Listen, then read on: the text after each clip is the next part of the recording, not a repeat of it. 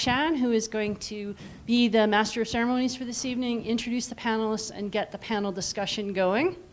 For the panel this evening, we had a couple of these people come to us and say, I would really like to address the computer science department, current and recent grads, and encourage them to stay in computer science, because you don't necessarily have to be a coding geek for your entire life just because you got a degree in computer science. And then once we had one or two people suggest that they'd like to be a panelist, then the executive sought a few more other panelists to join them so that we would have a broad range of perspectives. So in addition to the 4 that are here tonight, also all of the current executive are alumni from various years going back to, I think Katie is our most recent person, graduated with her master's just within the last 12 months. And I think I'm second, I think Lily, you graduated in which year? 78, and I was a class of 93. So there's a broad variety of experiences that all of us have had too. So if you stump the panel, you can always ask if any of us can answer the question.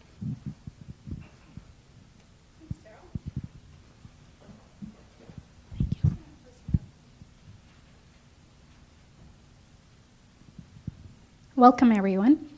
You always have to get used to these things and see how your voice sounds. But so welcome to the event. The Computer Science Alumni Chapter is proud to present their first career diversity event for 2016.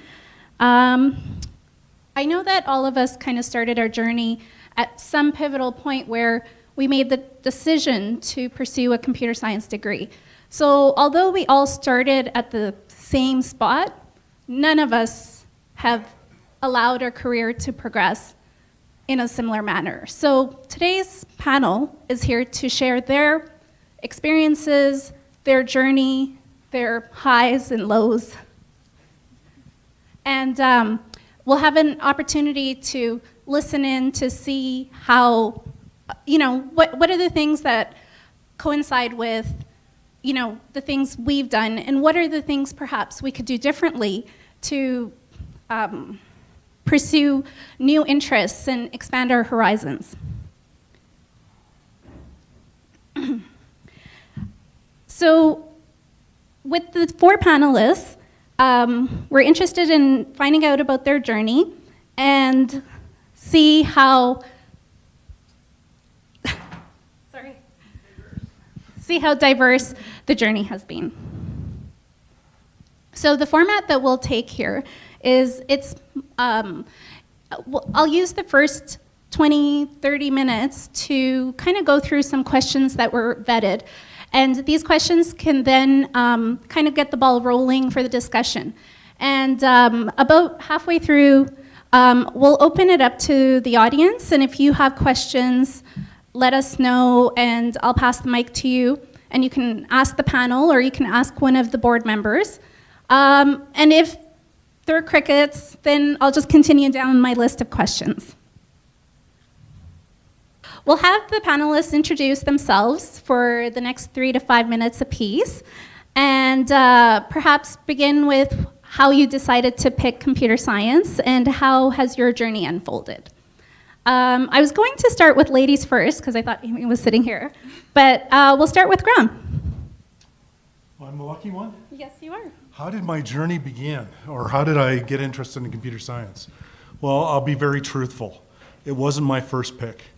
I actually started in engineering, and my first half year, this would have been in 76, and after the first semester, I'd just gotten pummeled. That's probably the best word for it.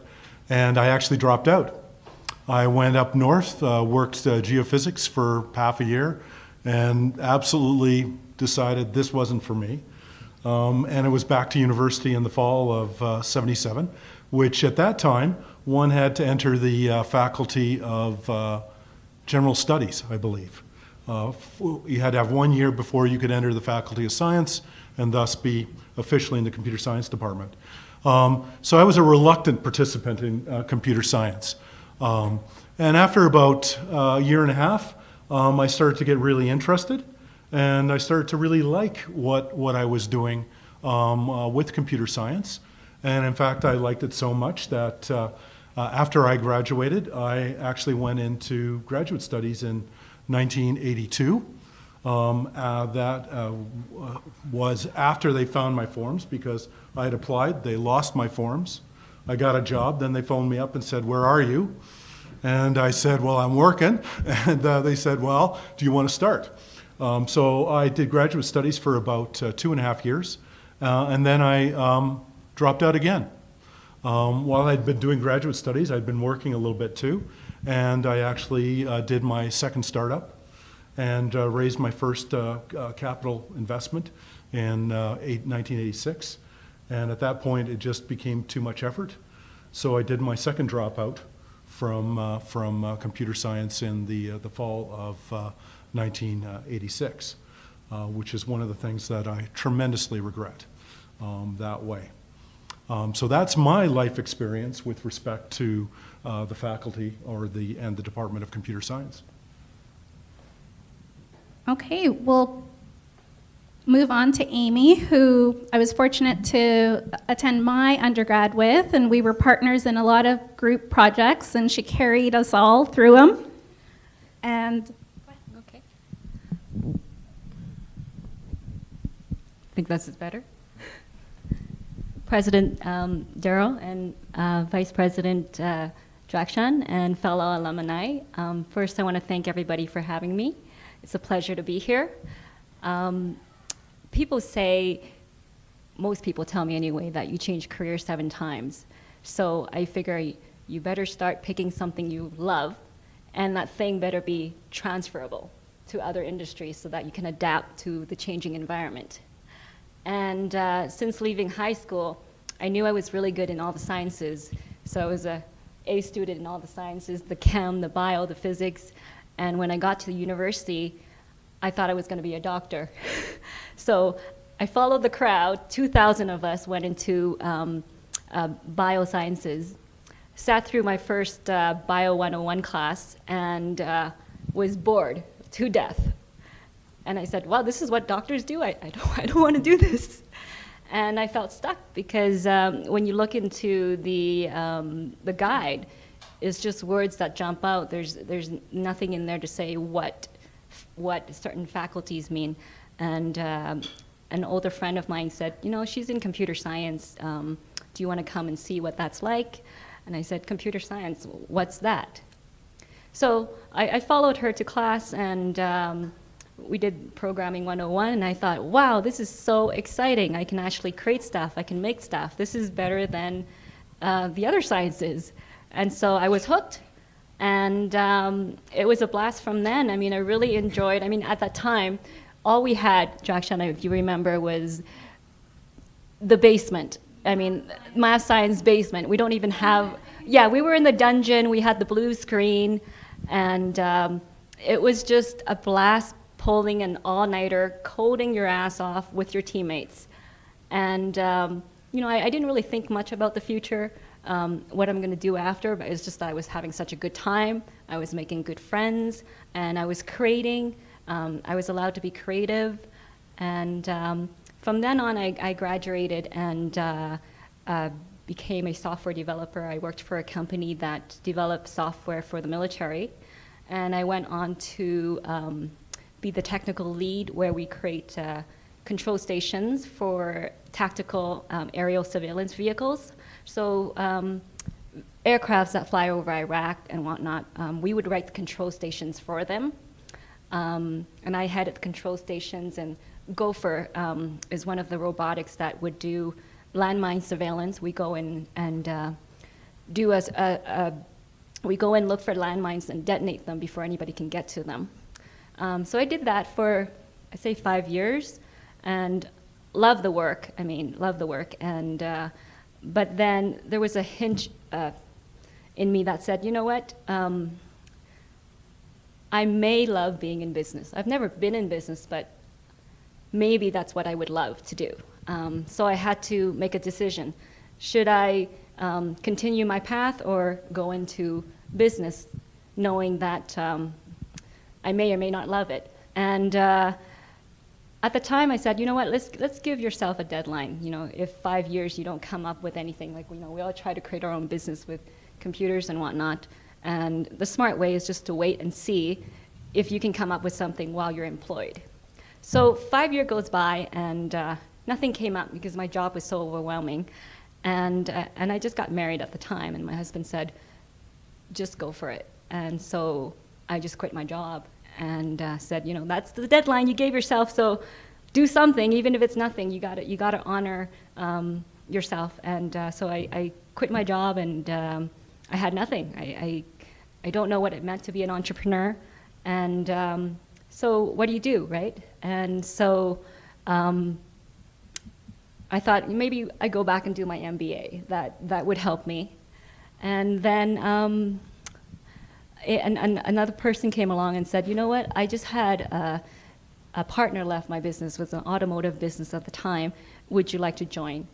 And I said, oh, well, you know, I'm not doing anything, why does it hurt? So I purchased into the automotive business, and from there on I went to create 2 other real estate businesses from then, and later on also founded Lubetown, which is an express oil change.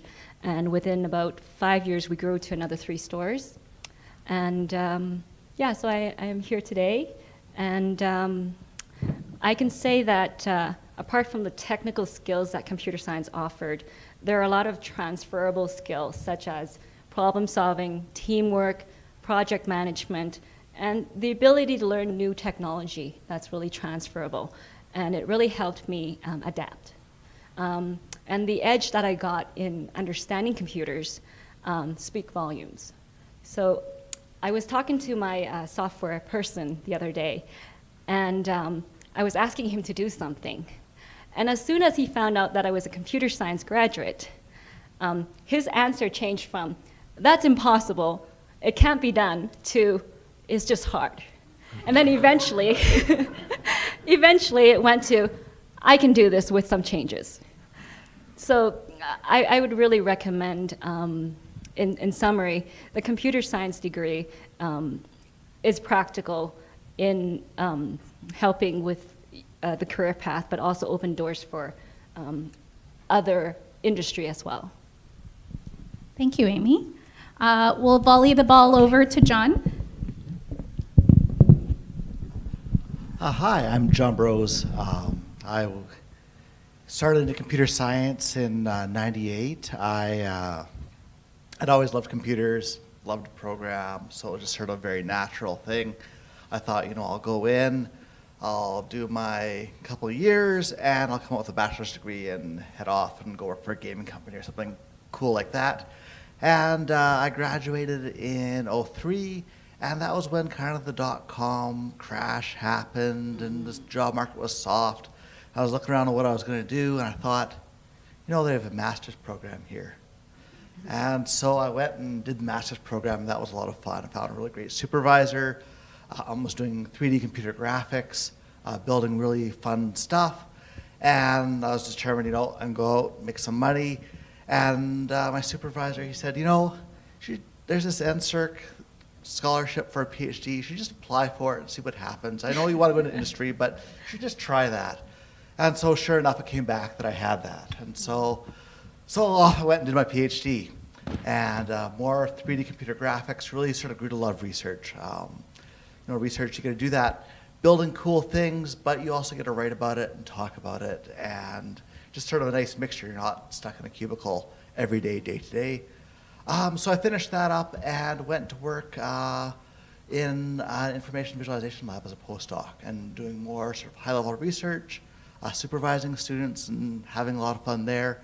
And just as I was sort of coming to the end of that, we built this new digital library on campus. And part of that library is they have a visualization studio, which is sort of a little mini lab for groups all across campus to come and use. And they were looking for someone to take care of that. And I thought, you know, great, I get to stay in Calgary, I get to do little bits of research, I get to build things, and I get to take care of this really interesting space and see, you know, different people, different projects every day. And so that's my background. Thank you, John. And now I'll we'll listen in to what Izzy has to say. Yeah, so seems a little far away. People in the back hear me okay? I don't know if we need a mic first off, but that's okay. So yeah, my name's Izzy. I graduated or started my degree in 2002.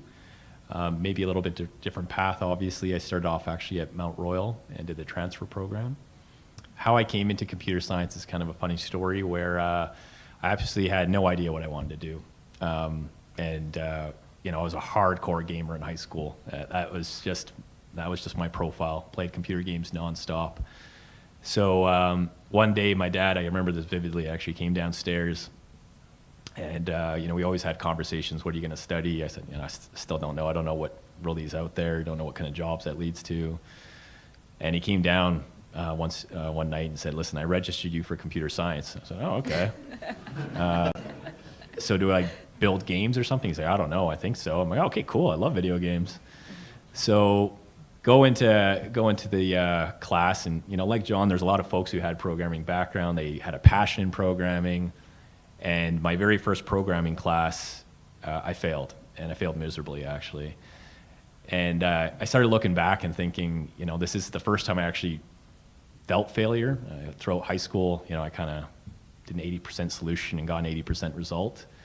With this course, I was doing about 110% everything I possibly could, and I just wasn't getting it. So I started reassessing, saying, is this really what I want to do? Don't really enjoy it as much. A lot of people had a passion in computer science, and I just wasn't on the same wavelength. So it's a little bit different story than the folks here on the panel. Hopefully not as negative, but I graduated nonetheless. So the story is that I found a few people who I just latched onto, and we kind of worked on things together throughout the course of my degree. We transferred to U of C together, and I still wasn't finding that passion in computer science. I still, I did the programming. It was quite a bit of programming, a lot of math. And I started doing some soul searching, thinking, I don't think programming is meant for me. And I eventually went back to my dad and said, you know what, you registered me for this, but it's just not, it doesn't suit my personality, doesn't suit my skills. And he eventually said, just try an internship. If that doesn't work, then, drop out. I'll support you, and you can do whatever you want to do. So I did an internship at Shell, and that's where I'm currently at right now. And the work that I did was anything but programming. And it just opened my eyes to the variety of different jobs that you can do with a computer science degree. And I went back into the program, super enlightened, super excited, finished it off, and have been at Shell since. About 3 or 4 years later, after I graduated from computer science here, I went back to school and did my MBA in the evenings, which, similar to some of the comments here, it was that business hinkering. I wanted to see if I can toy my way through an MBA, so did that. And over the course of my career, I've had a variety of different roles. I would segment it into maybe 3 different eras, if you want to call it, with the latest just happening about a month ago. Where the first was really building that technical foundation. So the first few years, I spent most of my time working in data centers, working with proxy servers, firewall servers, cabling things, and then moved into more technical support, if you want to call it. So a lot of our ERP, our enterprise resource planning systems like JD Edwards and SAP, I started moving into that space.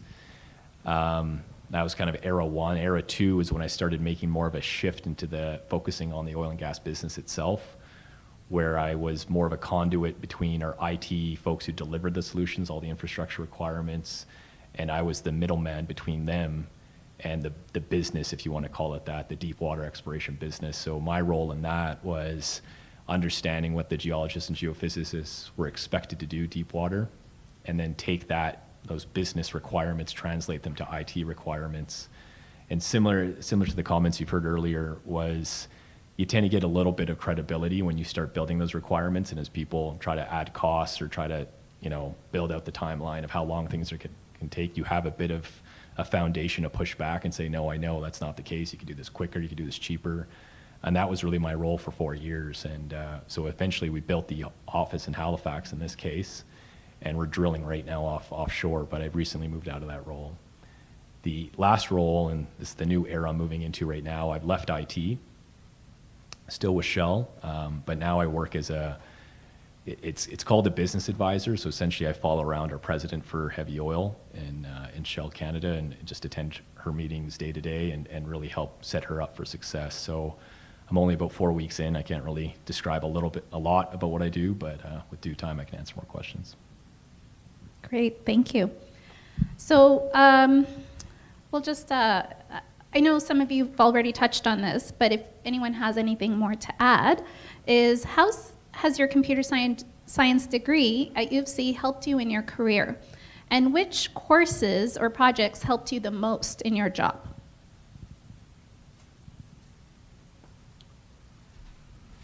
For myself, it was the project or teamwork related courses that were most beneficial. When you get into a business situation, whether it's a small business, whether it's a large business, and in particular with customers, you find yourself pretty much always working with people. And the challenge with working with people is everyone's unique, everyone's different, they have their own expectations. So the project work was really interesting, not just because of the material, the technical, whether it was programming or whatever, but was on the people skills.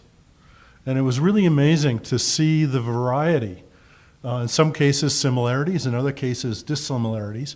But when you've been up all night, coding away, trying to make a deadline, and I'm old enough, it may have been putting that stack of punch cards together to do the 64-bit multiplication and division on the CDC computer, that you really start to realize who your friends are that way. And when you translate that into business and working through either deliverables or projects, etc., the same thing happens. You're going to find that there are people that will work with you.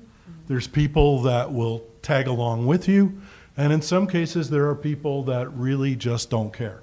And the sooner you can realize who everyone is, the better. Because that means that your all-nighters can be maybe a little bit more fun and a little shorter. I agree with Graham completely. I remember really enjoying my HCI class and a little bit of my database class. I find that to be very useful, especially when you go to create a new business. You've got investors, you've got people to be accountable to, and to be able to present them the pitch, so to speak, would get you far. I think for me, the big thing is just, especially from the undergrad degree, was learning to learn. To be able to sort of take a new language, like every course is a brand new thing, to have that thrown at you, just pick it up and learn how to get through the man pages and all that sort of good stuff. Now it's easier, we've got Google to find most of the stuff for us, but just that ability to look at this complex thing, figure it out, and make it work.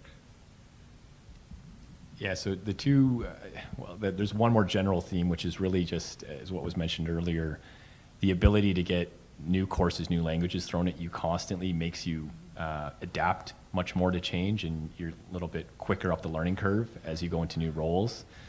So that was one piece that really helped me through my undergrad, but I don't know if it's still offered. It was considered a weeder course back then, but discrete math. I actually loved it quite a bit. In fact, it just made me think a bit more efficiently and just changed my whole thought process overall. So I know some people cringe when I say that, but I actually enjoyed it quite a bit. Do you think it's better to take courses and projects in specific areas, or to take a broader view of your education and experience a variety of courses? What are your guys' thoughts on that? Yeah, so I could start off, I guess. So I think it really just depends on the individual, right? So if you're like me and you have no idea really what you want to do when you grow up, it's good to take that wide variety to get a sense of what you're going to like. But if you're not like me, which is good, and you really know what you want to do, take that focus, right? And that's my 2 cents on it. But also I should add, it's also good to test that a little bit with the industry as well, right? So It's great to really focus on something and you love it, but at the same time, you need to ensure it's marketable as well. So just keep that in the back of your mind as you put some passion on courses. I think an important aspect is understanding how and why things work. So I think some of us have I had a very strong interest in digital design, hardware. And therefore, I tried to focus on the courses that were orientated in that way. But I wanted to learn why things worked. I wasn't happy by, you sit with the program, you use the programming language, but I actually wanted to know how and why that programming language worked. And some courses allowed you that, some courses didn't. It really depended on the instructor and the course material that was being presented. But I found that once I understood how and why things worked, then you could throw just about any language or sort of any aspect at me.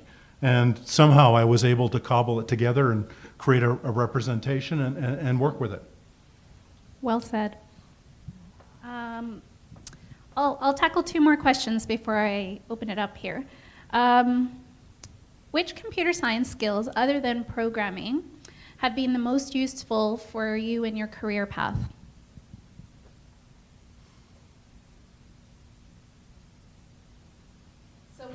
So we had a mention of group work, networking, meeting clients, working with clients.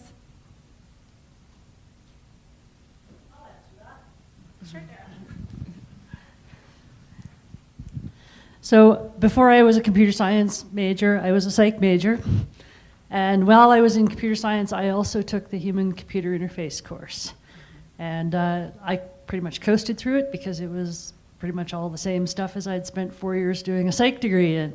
However, in my experience, when you're designing a program, if you can't make it easy to understand and easy to learn and easy to use for the end user, whoever they may be, then it's going to not get adopted and it's going to end up either never being deployed or being deployed and forgotten or being so onerous and horrendous to use that people just hate it and hate their jobs and will go out of their way to not use your program. So I would suggest that ability to be a generalist and have not just the programming, but be able to think about how people learn, how people adopt new technology, that's a really good skill that is transferable not only in your programming, but when you are asked at some point in your career to give a presentation, to train other people, these skills about how to lay out where you wouldn't put more than 7 + or - 2 magic number things on a menu in a computer program, you shouldn't have them on a PowerPoint slide either. So those kinds of courses, that's a skill that I think is well taught in the computer science program and that is not necessarily a programming skill. Don't put purple and orange together on the same screen. They don't have enough contrast and people can't read it. Those kinds of HCI, user interface type skills. I can add a little bit to that.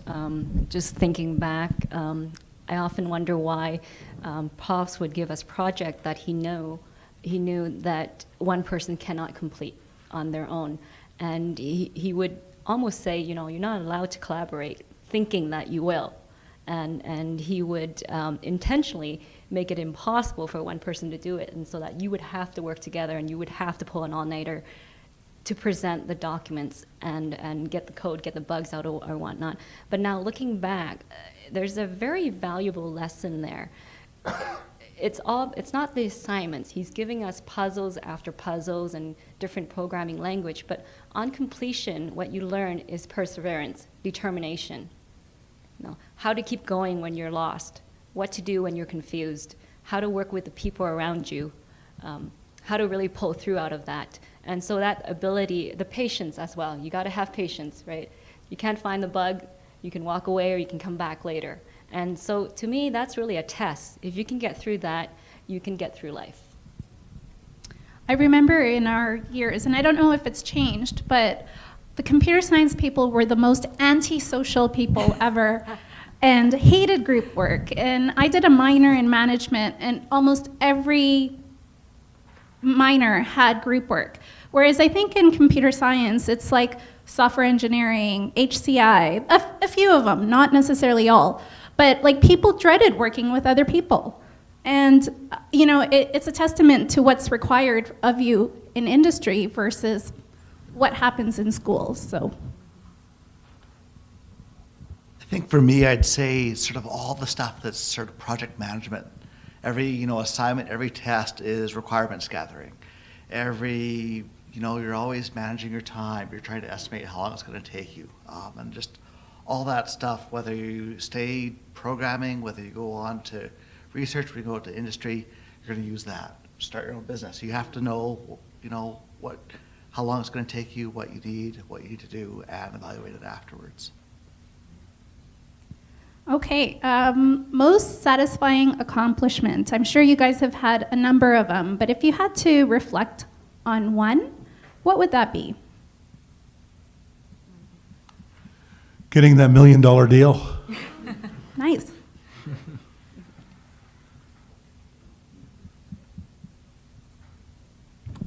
That's a really hard one because I'm not really satisfied yet.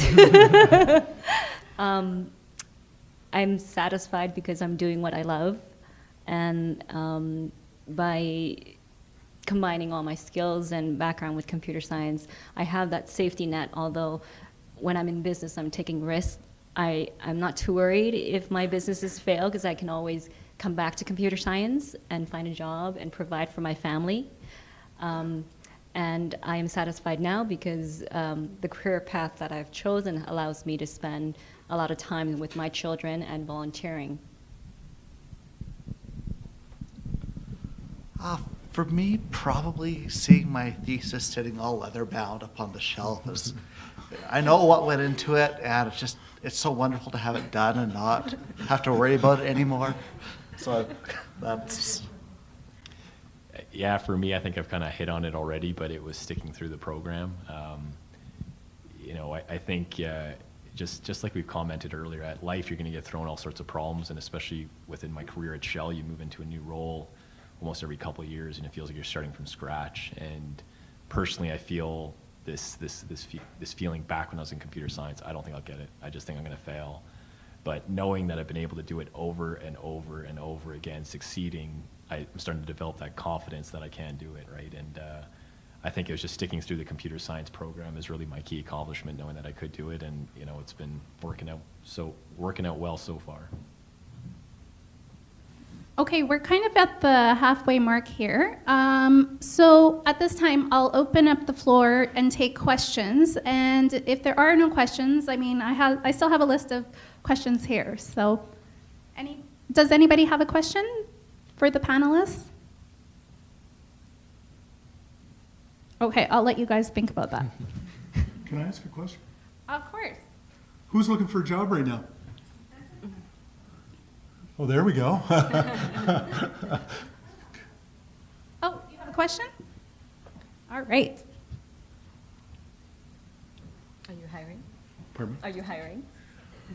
I'm always looking. Hello, everyone.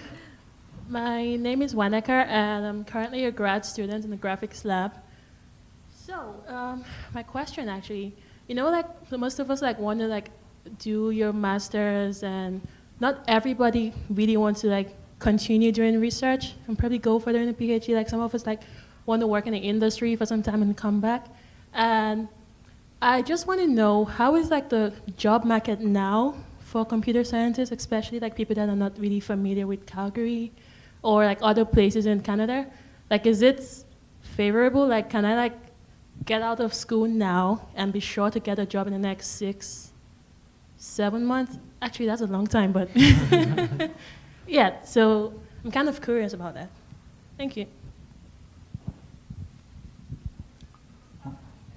I'm going to take that one. I'm currently a self-employed consultant, so I'm always looking for a job.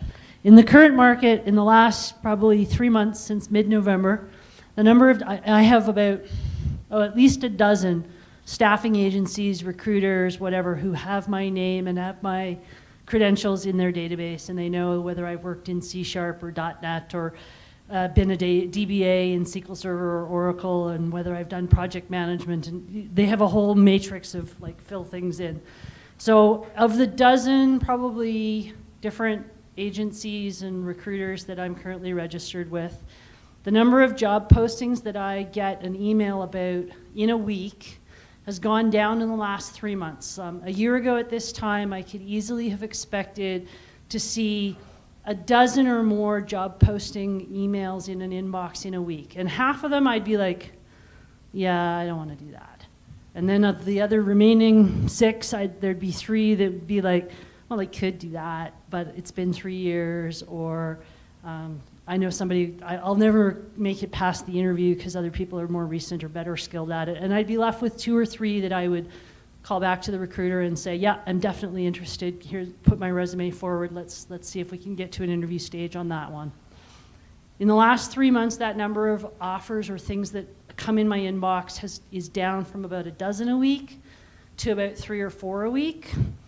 And some companies are trying to get cheaper rates. So where a year ago I would easily have charged 90 to 110 an hour for being a SharePoint developer, and more if they wanted me to be team lead or project manager, I have had some companies try and get those skills for as low as $55 an hour. And I've laughed at them and said, I'm sorry, I don't get out of bed for that kind of money in the day. So there are fewer jobs in Calgary. The number of postings is down, and some of the rates on some of the postings are also down.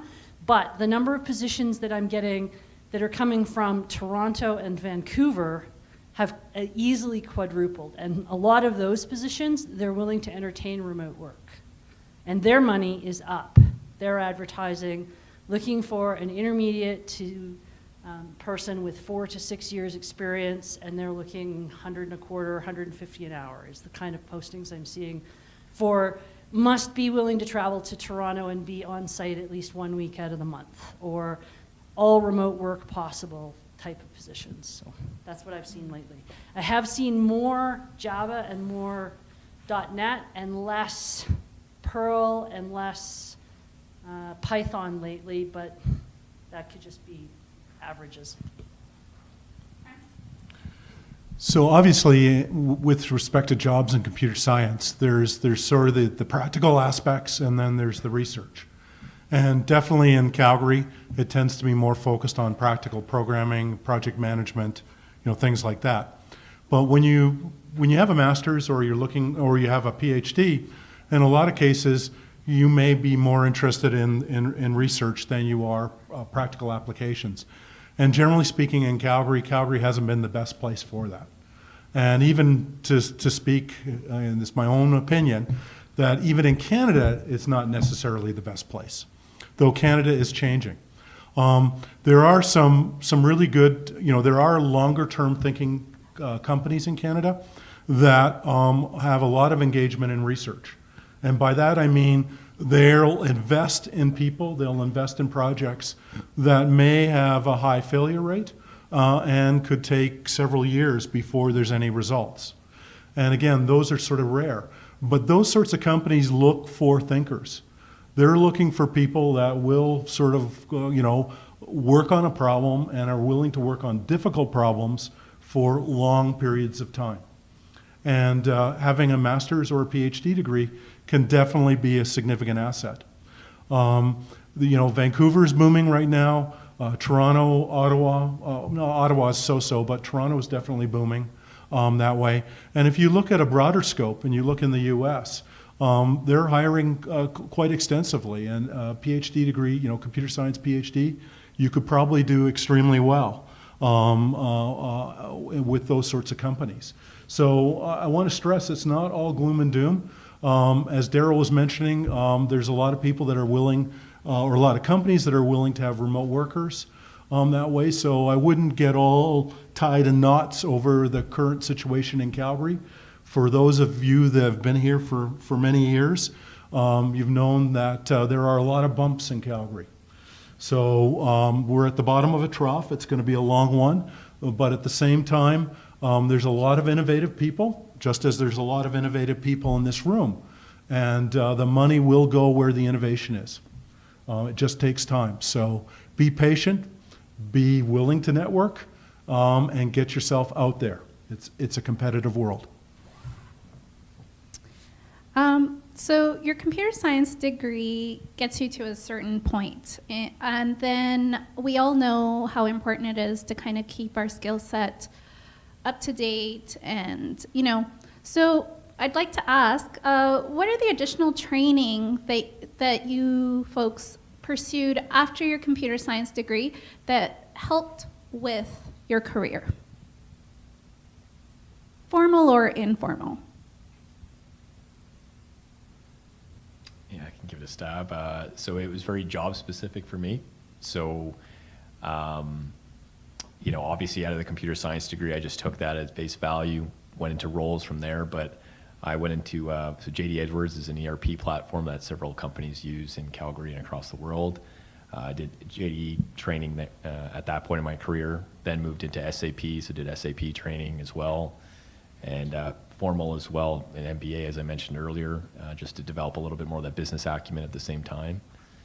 And then on top of it, I started shifting from more, I would call technical, to more understanding how the business operates. So started doing more exploration production courses, understanding where the value is for the business and how IT could eventually benefit the organization.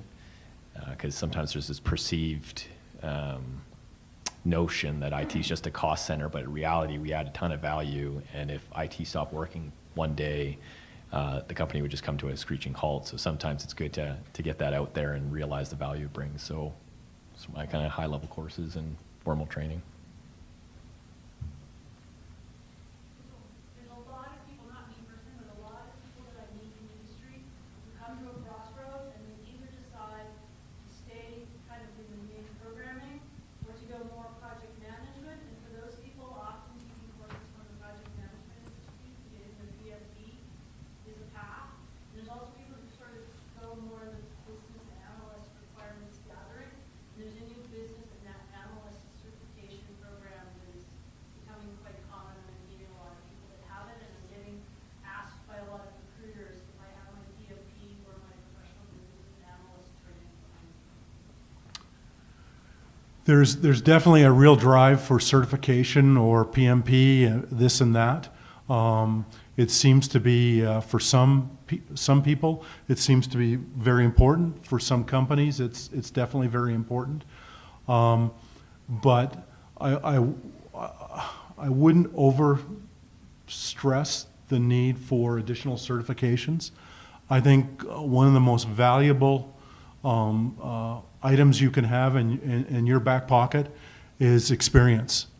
In particular, with respect to having a win or a project win, adding value to a company, successfully developing a product, whether that's technical or whether that's at a sales level, those accomplishments is definitely what organizations are looking for as you get further into your career. They want to know what value add you can bring to the table. And it's important for you to understand where your sweet spot is and where your value is, that if you're given the opportunity, what you can do for your employer.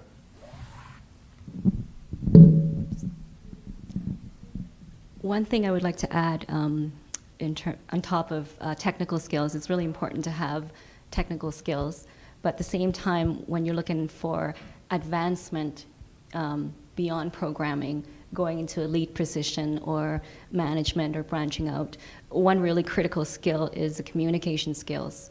Are you able to articulate your thoughts to the team or to your boss or whatnot?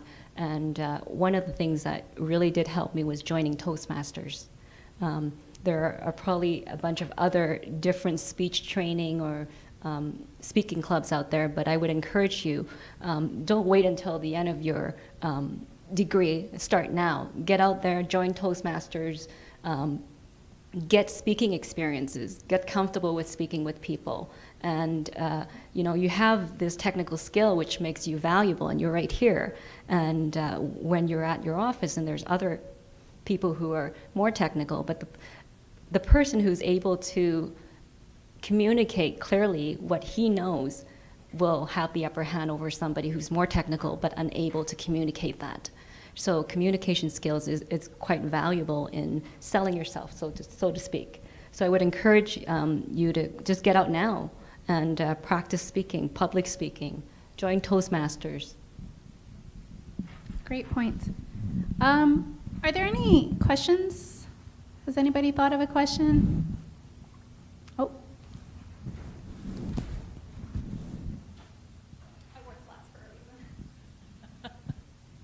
Hi, I'm Corinne Jansonius. You've talked about what you learned from your degree and about some of the things you've done after your degree that have helped you in your careers. Are there any suggestions you'd make about how to change the computer science degree in terms of adding new streams or adding different courses that would give you a more well-rounded approach to computer science when you leave? When you graduate, I should say. In terms of getting a job? In terms of being able to be a valuable contributor to computer science. Like you can have a very narrow stream of programming, but we've heard that there's a number of other skills that make you more valuable, like the communication skills, like understanding how to communicate with the business, like understanding things like requirements gathering or project management, to learn a bit more about them beyond what you learned by writing a compiler in one semester with 3 other people between midnight and 6 a.m. every night. Like, is there things that you've done after computer science that you think we should incorporate into computer science so that students now may just have a bit of a step up when they graduate? Well, I think one of the most important things is a business flair or a business attitude. The teamwork, the projects are great at a technical level, but I think if you can put a bit of a spin on it and encapsulate it into a business environment, what it will do is give you a flavor for aspects that are non-technical within the project. Because one of the biggest things that I've seen, and I've hired quite a few computer science people over the years, is that they're all gung-ho on the technical issues, but they can get extremely disappointed and almost feel like they've been betrayed because a project will get canceled, not because it wasn't not because of anything technology-wise, but from a business perspective. It's either the price is wrong, the customer decides to put it on hold.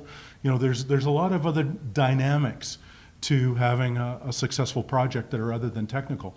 And I think if the instructors can be sort of creative and put a bit of a spin on that aspect into the coursework, that will be tremendous in terms of students coming out and being able to better deal with, adapt with these non-technical aspects, goals that definitely affect all projects in business. So I'll weigh in on that as well. One thing we didn't have when you went through was an entrepreneurship course, and we've just approved one to launch in September 2016. So it'll cover business plans, marketing, software entrepreneurship, intellectual property, all those sorts of aspects. There'll be an optional elective course in the computer science major, yeah. That's excellent. That's exciting. Yeah, I was just going to echo those comments. I think this is where I actually have a lot of energy, because I think there's an opportunity to alter the program slightly to make our computer science students as robust candidates as possible. So some of the items that I've noticed is particularly what the gentleman back there said, entrepreneurship, understanding how to, I think it's kind of a blend of MIS in my opinion, but understanding how to read balance sheets or cash flow statements, I think you can't go wrong with that. It's a skill that can help you down the road regardless. But at the same time, one comment I would say, it's not necessarily course specific, but perhaps every year having specific industries come into the U of C to talk about what kind of jobs they're looking for, which then can alter, what courses you may want to target going over the course of your degree. I did mention a couple comments already, but when I came into Shell, at least now it's one industry out of many. But we are in Calgary, so it's very oil and gas centric. There isn't as much programming developing that happens within oil and gas overall it tends to get offshored. And I say this isn't a one size fits all.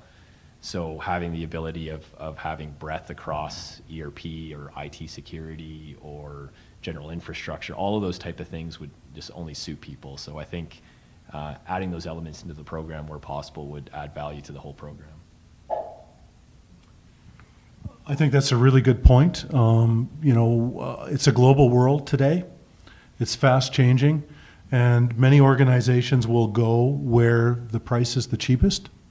It's not saying that the quality isn't there, but there's a lot of larger and even mid-sized companies that are outsourcing their programming to Asia or Eastern Europe, and there's some really bright people there. Like they're pretty smart. And they're quite happy with a $15 an hour or $30 an hour wage. Very, very excited. So in building your skill sets, your career, it's really important to realize that it is competitive, and you've got to be fast and just as competitive.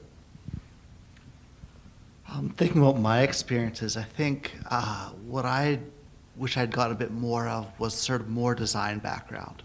So more thinking about like making things that don't look like an engineer or computer scientist built it, right? So more of that psychology, more of that design process, iterative design, that sort of aspect. No, I had comments. Pull a chair up. That's okay. Well, Drakshan told me we had one cancellation, and if we needed a fifth, she was going to recruit me. So that's my excuse, and I'm sticking to it. We're not necessarily with changing the computer science program as it is today, but as a major, you have a certain number of courses that you must complete within the program. But there's also some courses that are elective that you can choose from any department on campus. And I would encourage anyone who's considering a career in any field, regardless of whether it's computer science based or not, to consider taking a course or two in whatever field you have a passionate study interest in that is going to require you to write some term papers.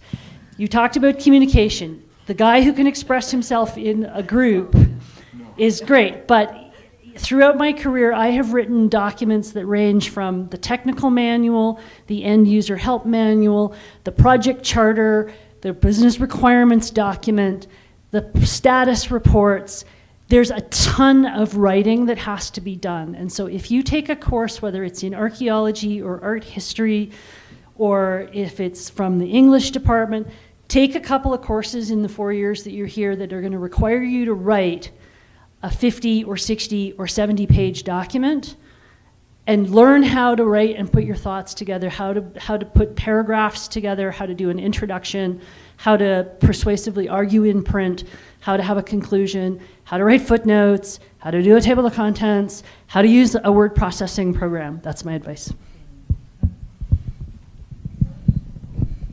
Okay, I actually just had a comment because I'm probably one of the oldest graduates here, so I've gone through a long career. And what I've learned is that companies tend to, they value you for your technical knowledge and skills, but what really gets you ahead are your soft skills, because they can teach the technology to anyone, and so they're looking for people who get along with everyone, who can work in groups, those kind of things. So that is outside of what you learn in computer science, and if, like Brosz had said, you're one of those antisocial types, you should try to go outside your comfort zone and try to develop more people skills. The other thing I learned was an epiphany moment where, because if you've been a high achieving student, you're always, you think you're a whiz bang and all that. The epiphany came for me when I came out in the work world and realized I provide a service to the company. They're not doing something for me by giving me a favor and letting me have a job. I perform a service for them, so whatever I can do for them that makes the company generate profits is what my value to them is. Any questions? Anybody else have a question? I just want to add a little bit of about what Lily said. When I worked for the military in developing control stations, I worked really hard. I was probably the hardest working person in the small company, day in, day out. I put in extra hours. I show up early, I left late. I was a keener. I solved problems that my boss didn't even notice existed. And along came somebody new, and that person got promoted, and I didn't get promoted. And I didn't understand it at the time, going, why? Like, he's not that smart. He's not that hardworking. I'll just work harder and I'll show my boss. You know, I'm not the type to complain as to why I didn't get the promotion. I'll just show him that I even work harder. So I continued to work harder, and I didn't get noticed. And for the longest time, I didn't understand why, until I became an entrepreneur. And I'm really glad that the university is offering the entrepreneur course in computer science, because that would have provided me with a shortcut. But coming back to this, after becoming an entrepreneur, I had a number of techs who worked for me. And when it comes to me being away from my business and working to automate my business, who would I turn the keys over to? I ended up picking the guy who could speak, and he was weak technically. And that's when I had it fit in me, like Lily said, oh, this is why I didn't get promoted. Because when I was the boss, I chose the guy that I think could hold the team together, even if he's weaker technically, because I know the other guy who works really, really hard is always going to be there supporting the group, but I need somebody to provide the direction. And so I chose the person who is weaker technically, but a better communicator, because he can hold the team, talk to the customers, and relay any problems back to me. So, like you said, the soft skills are very, very valuable, and so don't neglect that.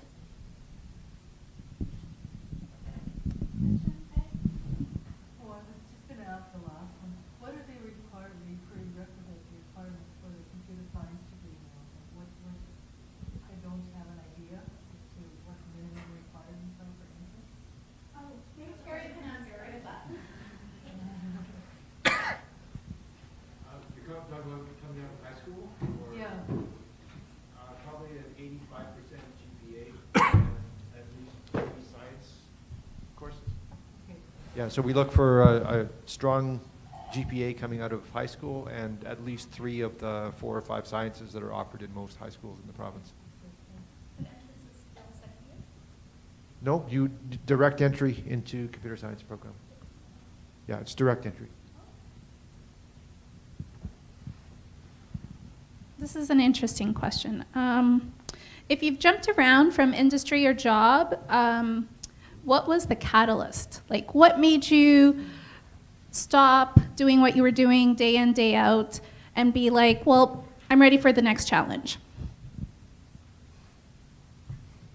Okay, I guess I can. Oh, go Okay. ahead. So I didn't actually have a catalyst per se, but over the course of the days and weeks, I just started losing a little bit of that oomph, if you want to call it, when you get out of bed and say, hey, I want to go to work. And it actually just took a lot of reflection. I had to take a step back, look at all the roles that I've done previously, and understand what was it, why am I losing this motivation? And it actually was just a lot of self-reflection, understanding what were the key characteristics that made me tick, and what were the characteristics that I just did not enjoy with the role.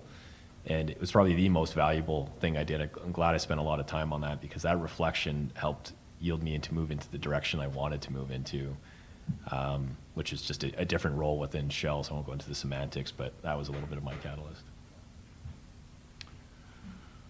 I think it was twofold for my twofold for myself. My second company was very technical, involved with storage archival software, and I really enjoyed rolling up the sleeves and doing the nuts and bolts and device drivers and file systems and all that sort of stuff, and I was really good at it. And so I was out there hiring salespeople and marketing people and et cetera, and I'd be hiring them and firing them and hiring and firing and I did a lot of firing that way. A lot of promises, but no results. And after a few go-rounds, I just said to heck with it, and I said, I'm doing the sales. And I realized, hey, I'm good at this. And all of a sudden, the programming sort of fell to the back seat, and And now I'm doing the sales, I'm doing the marketing, and I'm pulling in the orders that way, which was a really good feeling. And then, you know, with this my startup company, we ran along for about 5 years, and we're doing a couple million in sales, but we're sort of plateauing. You know, we're trying different things, and we're not going anywhere. And I made the foolish mistake of saying, let's go public. And we merged up with another company, and I wasn't even supposed to be I wasn't supposed to be an officer. And the officers were just a disaster. They had no idea what they were doing in the field we were in. They didn't know who the customers were. They didn't know anything. You know, they knew how to run a public company, but that was about it. So I did the foolish thing, and I stepped up and I said, I'll be CEO.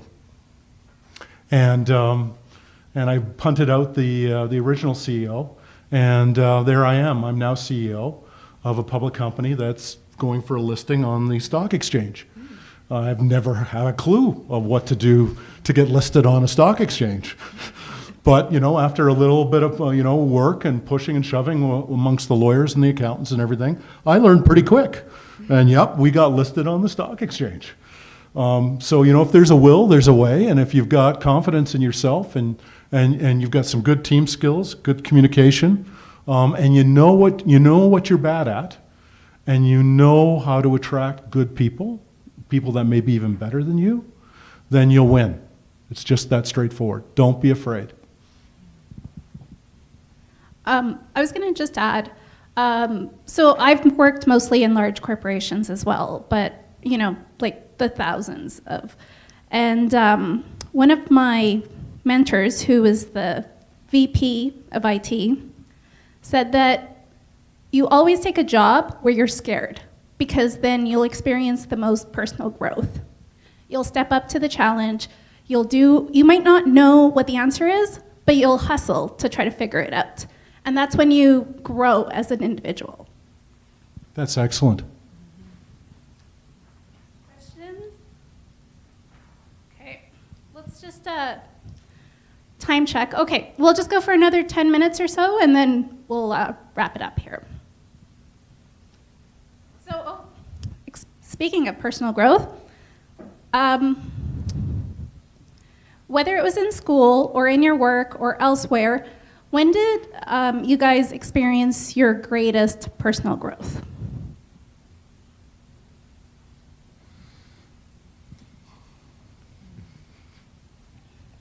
John.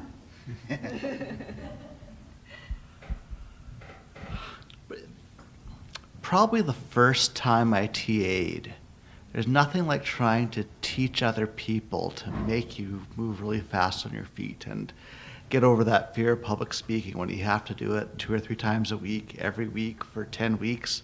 You know, you learn in a hurry, and you learn you didn't know that material as well as you thought you did, and you pick that up. And so that sort of, you know, daily push into this thing that, you know, as computer science, we're not always the social people.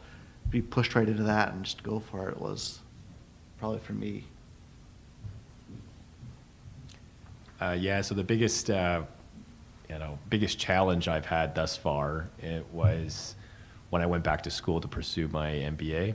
And, you know, the reason why I think it was just a big challenge in my uncomfortable zone, if you want to call it, was just the time element to it. It was 40 hours a week of work. It was 30 hours worth of school, fiance at the time to balance, and just to try to balance all of that and trying to live somewhat of a healthy life was very challenging. But what that really taught me at the end of the day was time management. I used to be kind of a guy of 100% solution on everything, needed to be perfect, and that went out the window very quickly. It just wasn't sustainable, so I went down the more 80-20 solution for a lot of what I do, and that's taught me to, how to be successful in my current role right now. I think it's amazing how much work you can get done when you're single. Then you get married, and a little less work. And then you have children, and a lot less work. That's my personal experience. I think my personal growth comes always in disguise at a time where I'm really low, and where I'm truly afraid of change. Being so afraid that, you can't sleep or you're worried about it. And so that's when you know something is really worth taking the risk for. If you can't sleep over it, but you feel like you need to go for it anyway. So it's okay to be afraid. And people are so afraid to fail, but then you got to give yourself credit. It's better to fail than to never attempt. And the number of times that you fail will just bring you one step closer to winning. I was just going to add to that, if you go down to Silicon Valley and you're going to lead a project team, or you're looking for money for a startup, odds are you have a better chance of getting that job or getting that money if you failed several times. If you've never failed, odds are they're not interested in you. Failure can be one of the most important experiences of your life, whether it's failing at a course, failing at a degree, at the job, project, whatever. But the defining aspect of your character as a person will be brought out dealing with difficult situations such as failure. Sir, we just need to. Here we go here. Okay, so You're a lot prettier now. Image makeover. so this is tentatively the last question, but so I've worked with this organization that's Operation Minerva that takes grade 8 girls and encourages them to take science and technology courses so that once they hit university, they're ready for engineering, they're ready for computer science, they're ready for kind of science-based careers. And I always start the workshop by asking, what did you want to be when you were 5 years old? And what do you want to do now? And how's that changed? So my question to the panelists is, what did you envision for your career when you guys were still here? And did it turn out to be, or is it better, or comments? People are always saying, what do you want to be when you grow up? Well, I still don't know what I want to be, and I'm already grown up. I've reached the expiry, so to speak.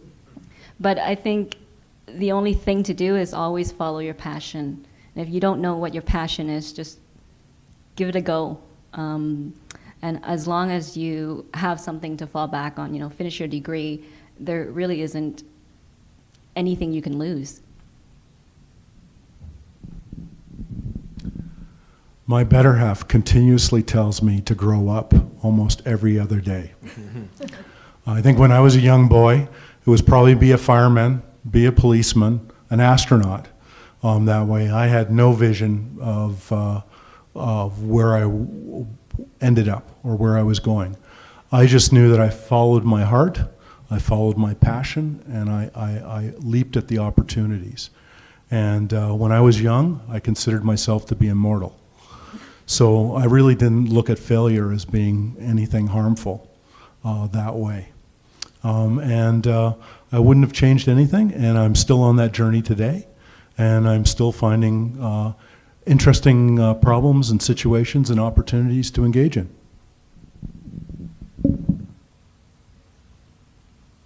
So I think when I was going through bachelor's here, I really wanted to be a programmer. And now the idea of having to sit and program all day is kind of my worst nightmare. So I kind of, sort of where I've gone to is trying to find some really great people to work with. And it doesn't matter what you're working on, you'll find something really engaging, really exciting to work on. And just look for those people who are, doing interesting things that, just are out there, and or companies, and aim for those. Yeah, so I don't have a heck of a lot to add here, but where I was in my undergrad, I always thought I'd be well, before I started my undergrad, I thought I'd be a programmer developing games. That was my Rainbow Six was my go-to, and obviously things haven't gone that way at all. But I'm happy with where it is nonetheless. I'm on a brand new path, like I said earlier. I'm about a month into a new role outside of IT altogether. And I'm having that feeling almost in every night where I'm losing sleep because I'm thinking of worrying about failure, right? So ask me in a year's time where I'm at, but very excited nonetheless. Well, thank you all for volunteering or voluntold to come here and share insights and your personal journeys. I know that in today's hectic life, to carve out this time and make yourself vulnerable and share your highs and lows is commendable. So thank you very much.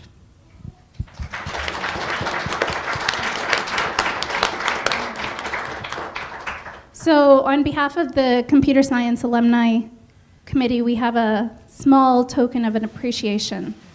I want to also take this time to have all the computer science alumni people stand up. Hattie, Lily, Carol, Mustafa. A lot of work goes into putting on these events, and we all enjoy it. And I mean, it's a volunteer committee, and we take on things and we try to do things that would excite the masses. And I hope this forum has been insightful and there's something that everyone took away. But I really do want to take a moment and thank the volunteers on an annual basis or years and years of volunteering, and give them a round of applause and recognition.